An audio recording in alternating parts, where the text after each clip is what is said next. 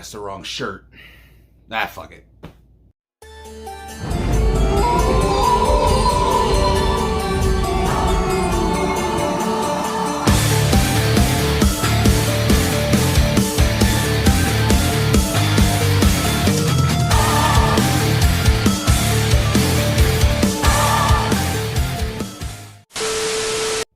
Hey everybody, it's Drewski McGillicuddy, and oh my god, we're reviewing the Suicide Squad. Can you believe it? It's not a Found in the Wild video, it's a honest-to-God movie review. And before we even get started, I'm going to just spoil my review.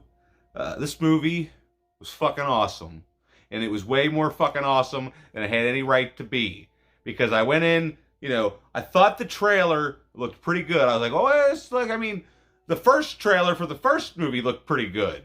But then that's all the movie was like a really long movie trailer with incohesive narrative, I guess you would call it. I don't know. And there was like, just that Joker was fucking horrible. I don't care what anybody says. It's fucking horrible. Now, he kind of redeemed himself in Zack Snyder's Justice League, but it was like just, you know, too little too late, and then not really enough to make me change my mind overall. But the Suicide Squad, not to be confused with Suicide Squad, is fucking incredible. So like I was saying, when the trailer came out, I thought, oh, well, you know, that looks a lot more promising than the first one, even though, like I said, the first one's trailer wasn't, you know, complete garbage. I mean, I don't know if the movie itself was complete garbage. I almost want to go back and watch the first one because of this one. And speaking of this one, I went and saw this in the theater and liked it so much, and I hardly ever do this. Because, you know, it's never been possible until now. I watched it in the theater, went home the next day, watched it again on HBO Max, which was just, you know, 5 minutes ago it ended, and here I am telling you what I think about it, and I think it's fucking awesome. Like, I can't think of a damn thing wrong with the movie. I mean, obviously James Gunn knows how to handle himself with the camera, and his special effects team knocked it out of the park. The music was obviously incredible. Speaking of the whole going to watch it in the theater and then watching it on HBO Max, I sure hope that's what you people did. Because if you didn't do it, you're fucking doing it wrong. What the fuck's the matter with you? You want the fucking theaters to go out of business? You some kind of asshole? Seriously, I need you to go see this in the theater. And then if you feel the necessity to watch it on HBO Max, there's that option too. But, you know, support your local theater and get your ass out there and watch this fucking movie. I promise you'll have a really good time. I had a really good time. The secretary had a really good time. So Brad over here, he had a really good time. What's going on with my hair? Does it look all right? The characters. You got Randall Flagg. Is it? Looks like a guy from The Stand. You got Rick Flagg, who, you know, I almost forgot was even in the first fucking movie, but I figure he was that guy that was giving all the exposition the whole goddamn movie, which he kind of started to do it in this one too. And there's just something about his voice at first that's just like, this guy's serious, is this how he talks? But it kind of grew on me, and as a character, he grew on me. And then you had Captain Underpants. That's not right. Then you had Peacemaker, played by John Cena. And now let me tell you about John Cena. I fucking hate John Cena!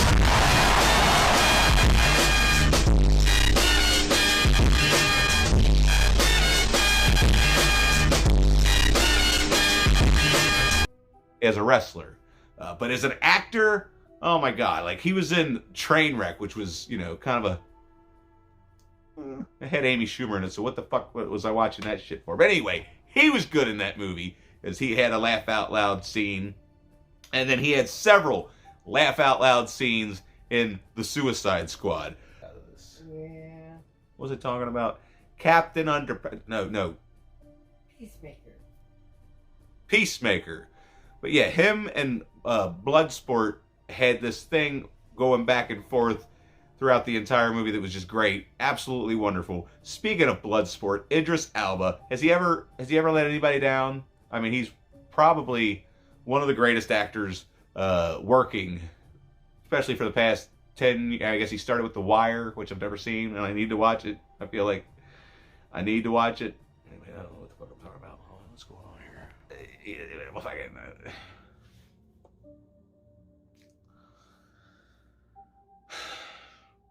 That's the thing about this movie, like with Idris Alba and all the other characters. Unlike the first movie, they all have character arcs. They all have their own unique character arc. Even Harley Quinn, like all the characters in this movie, I fucking loved them. I mean, there were these characters at the beginning of the movie that were part of the team, but then you kind of find out that they're just. I don't necessarily want to tell you if you haven't seen it.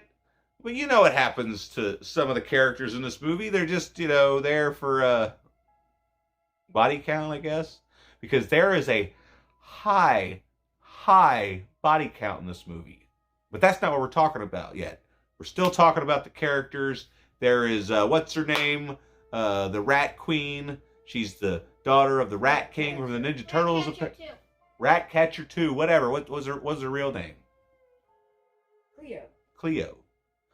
But yes, I don't know who this actress is, but I have fallen madly in love with her because she was just incredible throughout the entire movie. Kind of reminds me of the secretary because she's very narcoleptic.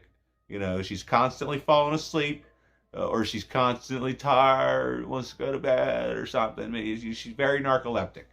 But then fucking Sebastian the Rat, did I find a picture of him? Stole my heart. Stole my fucking heart. He even stole, not to spoil the movie, he stole Bloodsport's heart too. And he'll probably steal your heart. He's just a little rat with a little backpack. He's just cute as shit. And then there's Norway. I don't fucking know. He's King Shark, voiced by Sylvester Stallone, who did a stellar job. And if anybody deserves an Oscar for voice acting in a fucking major motion picture, it is Sylvester Stallone, right?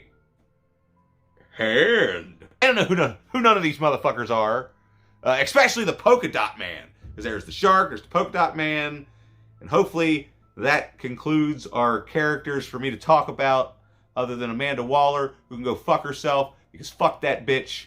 I'd have killed her. That's just me.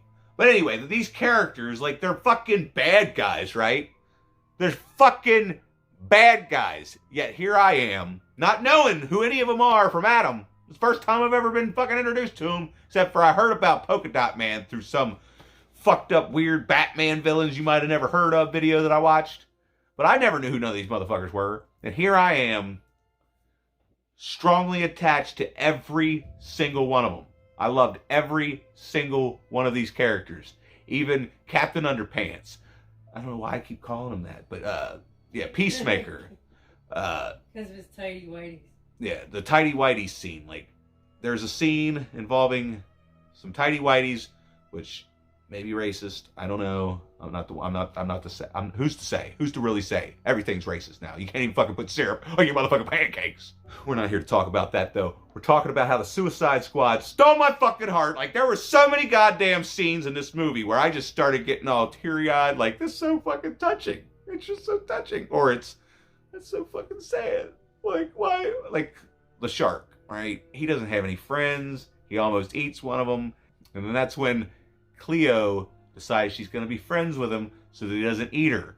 But they, grow this bond that becomes more and more beautiful toward the end of the movie. And then you got these villains, right? There's like a couple of villains. There's these like El Presidentes of this South American island off the coast of Brazil. I don't know where the hell it is. I can't pronounce it, but that's where they are. That's where they are. That's where the mission's taking place. They got to infiltrate this building and destroy basically all the records inside. And then when you come to find out, it's because, I don't want to tell you. It's a whole nother, I'll talk about this one of these days. But anyway, no, what am I talking about? They gotta infiltrate this building and destroy everything in it, pretty much. But there's this alien life form. It's basically a starfish. That's why they call it Project Starfish. Found this thing floating around in the cosmos. Brought him back, realized that he could reproduce himself and then attach himself to, hosts. Like a face hugger. And then they attach it, like, they kind of like the face huggers from Alien, but it's more like the slugs from Slither. because this movie's basically Slither with the Suicide Squad. But instead of Michael Rooker being this alien that's, infecting the town, it's this big starfish that's they've been experimenting other people on. They bring the people in, the starfish attaches himself, becomes a part of that person, and they're a part of the starfish, just like in Slither. And yeah, so that's what's going on in the movie, and I gotta stop all this. And then they're up against this fucking starfish, right? But even the starfish is a sympathetic character. Like they're like the thing escapes. We have the climax of the fucking movie, and then the starfish says something, right? Oh God. Should I tell you if you haven't seen it? If you haven't seen it, it doesn't matter. It doesn't matter. He basically tells him, I was happy staring at the stars. And then, these people came and took him from where he was and enslaved him pretty much and experimented on him for 30 years just to, kill him because he was pissed off that you fucking did all this shit. I mean, if that's not sympathetic, then I don't fucking know what is. But like all these characters had like tragic backstories, really, and they were very sympathetic, especially Polka Dot Man. Like the arc he had with like it told everybody about his mother, and then the way that they depicted it in the movie, where everyone he sees is his mother, but dressed as. You'd have to watch the movie to know what I'm talking about, but it's just incredible. Like everything about this movie was fucking incredible, except for maybe the color scheme on the starfish. It was a little cartoony. If they would have dialed it back, made it more earth tones, but hey, it was out of this world. It was out of this world, and not that I don't think the colors were beautiful. It was like this. I don't even know, like Play-Doh blue and Play-Doh pink, like mixed together. And it was kind of beautiful to look at. And the CGI, like, most of the CGI, almost all the CGI was flawless. Like the rats were pretty incredible. Except for like the scene towards the end where there's a bunch of them coming out of the crevices of everywhere. It kind of looks, but it's from far away. So you can't, Point of the fucking story is this movie was way better than I or The Secretary. I mean, this kid, he don't know what's good, but he enjoyed it. Like I said, like this movie had no business being as good as it was.